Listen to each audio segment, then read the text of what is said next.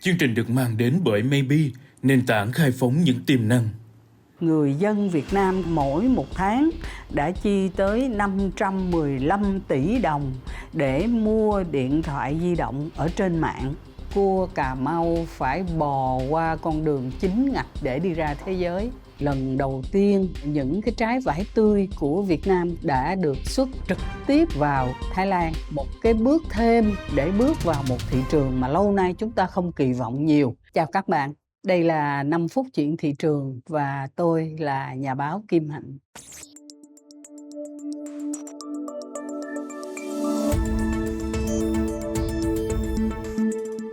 Câu chuyện của chúng ta hôm nay, tôi đọc một cái báo cáo của hãng McKinsey thì người ta có một cái thông báo là trong năm 2023, cái số lượng mà người tiêu dùng sử dụng sàn thương mại điện tử, tức là mua hàng xa xỉ thông qua cái phương thức online đó, là nó tăng từ 5 cho tới 10%. Và lạc quan hơn nữa, một cái hãng nghiên cứu thị trường và có cái truyền thông khá là tốt của nước Anh là Communication Specialist đã đưa ra một cái con số thống kê là trong một vài năm tới gần đây thôi thì cái tỷ lệ mà người tiêu dùng sẽ mua sắm hàng xa xỉ ở trên sàn thương mại điện tử nó sẽ tăng tới 30%. Chúng ta nhớ lại là có một thị trường rất là đông đảo người dân và cái số lượng những cái bạn trẻ thế hệ Gen Z hay là Gen Alpha đó, họ mua hàng xa xỉ ở trên mạng đó là khá là đông. Đó là thị trường tiêu dùng của Trung Quốc. Trong năm 2022 cho tới 3 tháng đầu năm của 2023, tỷ lệ mua hàng xa xỉ, tức là có giá trị cao ở trên mạng của Trung Quốc là nó tăng tới 8,6%. Là một con số rất là đáng chú ý do công ty nghiên cứu thị trường Unet ECI vừa mới công bố. Trong quý 1 của năm 2023, người dân Việt Nam mỗi một tháng đã chi tới 515 tỷ đồng để mua điện thoại di động ở trên mạng. Chúng ta vẫn thường có một cái nếp nghĩ là mình mua cái gì ở trên mạng là mình mua thức ăn, mình mua những cái đồ tiêu dùng, giá của nó tương đối là rẻ, tương đối là mềm. Nếu như nó có vấn đề gì đó về chất lượng, mình không có tiếc nhiều. Cho nên chúng ta chú ý rằng là khi người ta xem xét tới 24.000 gian hàng ở trên các cái sàn thương mại điện tử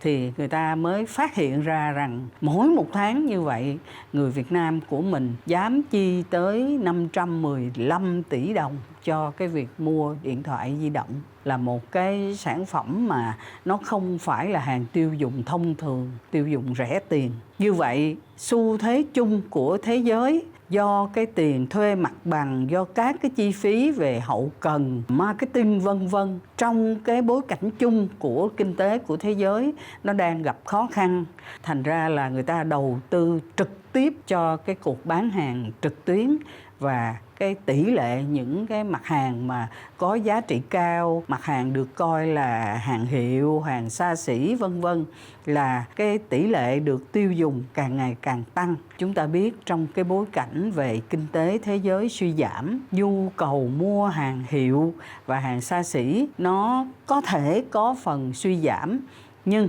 nó đã chuyển qua một cái kênh mới và chúng ta sẽ tiếp tục theo dõi cái việc chuyển dịch cái kênh mua hàng xa xỉ này. Tôi xin được tạm dừng cái phần ghi nhận của nghiên cứu thị trường đối với việc tiêu dùng hàng giá trị cao ở trên cái sàn thương mại điện tử.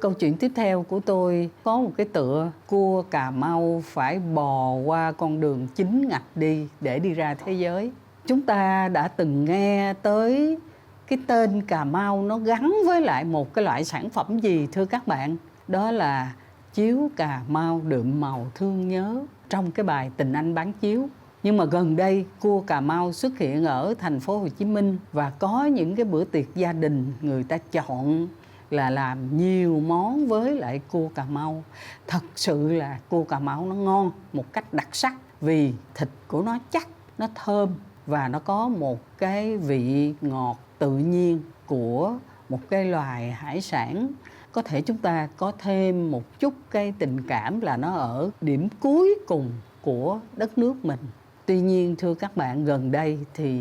cái việc mà xuất khẩu cua Cà Mau nó đang bị giảm sút. Giống như là tất cả những cái nông sản mà chúng ta xuất khẩu đó, đợt đầu bao giờ cũng rất là được chào đón. Nhưng mà sau đó thì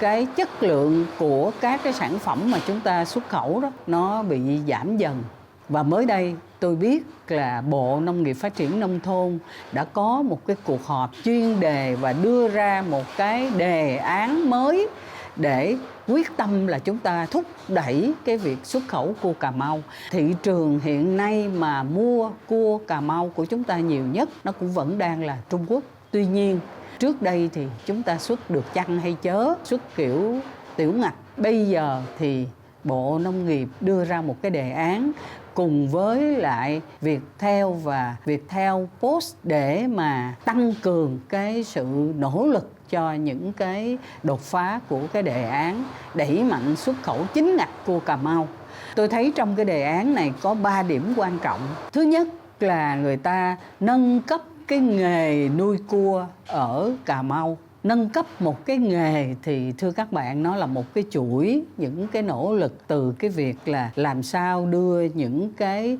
phương thức chăn nuôi kiểu mới để tăng cường cái năng suất cho con cua Cà Mau, hoặc là đảm bảo là cái chất lượng của con cua nó được giữ vững ổn định trong một cái môi trường nuôi như thế nào. Thì đây là một cái yếu tố quan trọng hàng đầu. Cái thứ hai là cái yếu tố nâng cái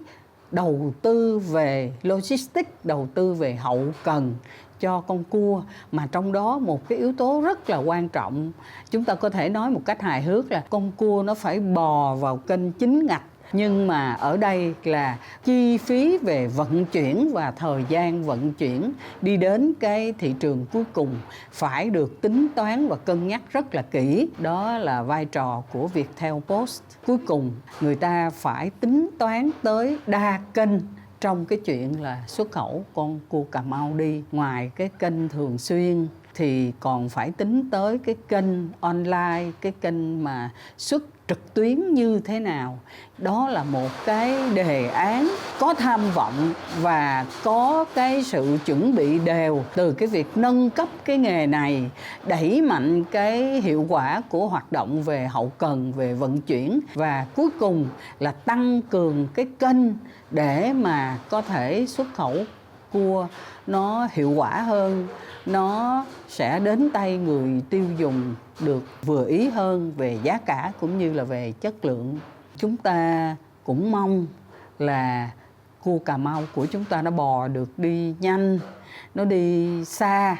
từ ở cuối cái mũi của đất nước của mình mà nó đi qua một cái chiều dài của cả nước và nó đến được thị trường chính ngạch của Trung Quốc. Dĩ nhiên chúng tôi biết rằng hiện nay những cái người mà xuất khẩu cua Cà Mau đó, họ cũng xuất được qua Hàn Quốc, qua Nhật Bản. Như vậy là một số những cái nước lân cận nữa cũng là một cái thị trường tiềm năng của chúng ta. Một cái đề án mà nó có những cái bước đầu tư từ sản xuất cho tới hậu cần, cho tới cái kênh phân phối là cái điều mà tính toán nó tương đối là có căn cơ. Chúng ta hy vọng là cái việc tính toán nó có căn cơ này nó sẽ hỗ trợ cho những người nông dân tốt hơn trong cái việc là đưa cái con cua Cà Mau đi xa hơn, đi vào thị trường thế giới.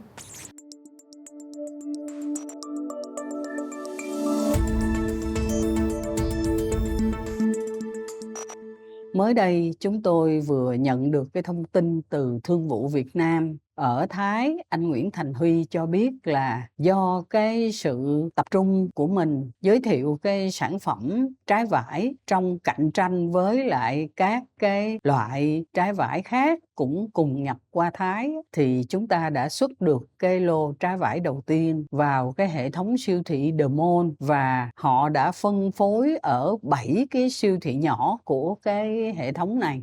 Chúng tôi có đọc các cái báo cáo thăm dò phân tích về trái vải Việt Nam vừa mới xuất được qua Thái Lan, thì cái báo cáo đó có đối chiếu là cái màu sắc của trái vải của chúng ta nó đẹp hơn. Cái thịt của trái vải đó, nó ngọt, nó thơm, nó giòn và đặc biệt là cái hạt nó nhỏ. Chúng tôi có gặp cái người chủ của công ty Vifoco là đã xuất được trái vải qua Thái Lan trong cái thời gian vừa rồi. Thì chúng tôi thấy là cái việc tuân thủ theo tiêu chuẩn để đảm bảo một cái chất lượng nó tương đối là ổn định đó đã được thực hiện tốt. Và một cái tín hiệu khác đáng mừng hơn là cái sự nỗ lực bền bỉ,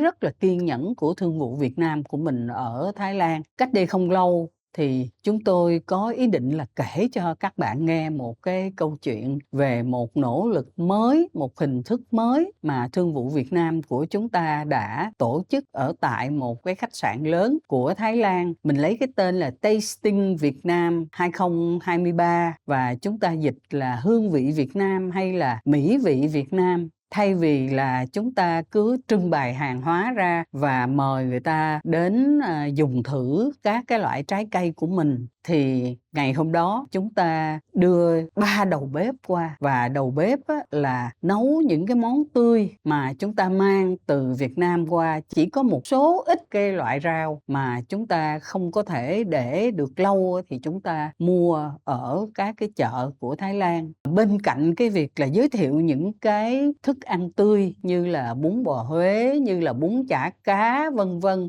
thì còn có một cái cách thức sấy đông khô tất cả từ bánh phở cho đến hương vị, đặc biệt là thịt bò hay là con tôm tươi bằng cái hình thức là sấy đông khô mà sự hỗ trợ của nhà doanh nghiệp Vinamix Nguyễn Lâm Viên. Thì khi mà chúng ta mang cái gói thực phẩm được sấy đông khô ra và chế cái nước sôi, tất nhiên là có một ít gia vị vào và khách người ta thưởng thức, thì chúng tôi nghĩ là chúng ta đã bước thêm một bước là có thể xuất khẩu những cái thực phẩm của chúng ta đã bán chế hay là đã sơ chế. Và cái cách mà chúng ta đem cái trái vải tươi phân phối ở cái hệ thống siêu thị The Mall và chúng ta nấu chè để mà phục vụ cho khách đó, thì đó cũng là một cái cách là chúng ta làm những cái cooking show mà nó rất là tinh tế để giới thiệu từng cái loại sản phẩm của mình.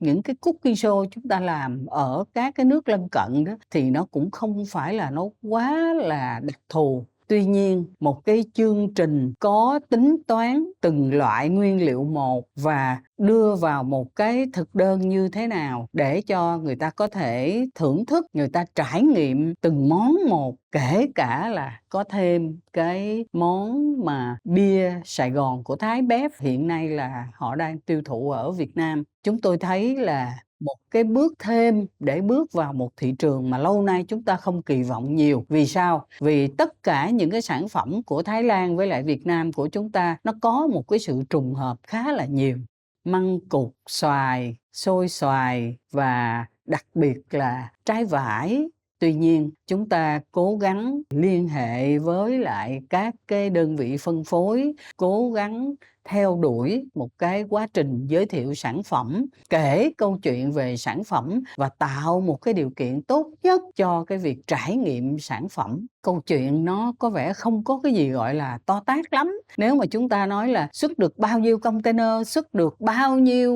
ngàn tấn chẳng hạn, thì mình nói thì nó dễ. Nhưng mà thưa các bạn, cạnh tranh để đưa được cái sản phẩm của Việt Nam mình vào các cái khách sạn lớn và nó đi vào trong thực đơn của các cái khách sạn này, hoặc là nó đi vào trong những cái kệ hàng của những cái siêu thị mà rất có uy tín về chất lượng của các cái loại nông sản đặc biệt của châu Á, thì đó là một cái sự nỗ lực rất là bền bỉ, rất là có công. Tôi xin được tạm dừng câu chuyện ở đây và xin hẹn gặp lại các bạn trong 5 phút tiếp theo.